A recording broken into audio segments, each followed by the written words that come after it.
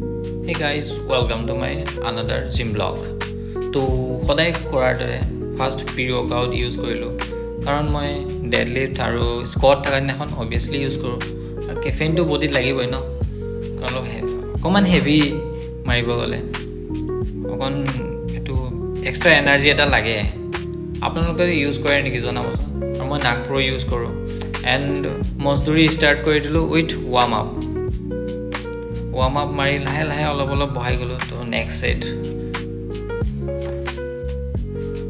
And guys মই আগতে চুমো মাৰি আছিলোঁ যিহেতু অকণমান সাংঘাতিক ধৰণে অকণ ইঞ্জৰি হৈ গ'ল আৰু ইঞ্জৰি হোৱাৰ কাৰণে মই ষ্টাৰ্ট কৰিলোঁ আকৌ বেক টু কনভেনশ্যনেল।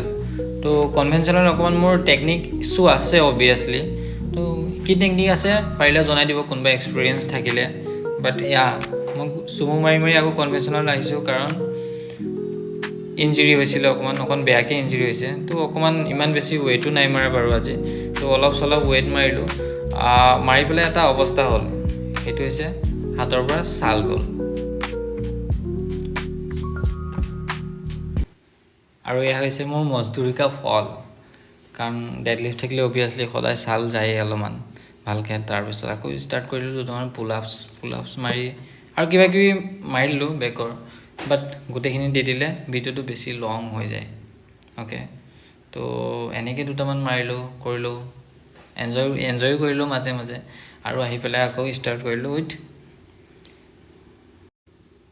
উইথ কি খালোঁ, প্ৰ'টিন খালোঁ।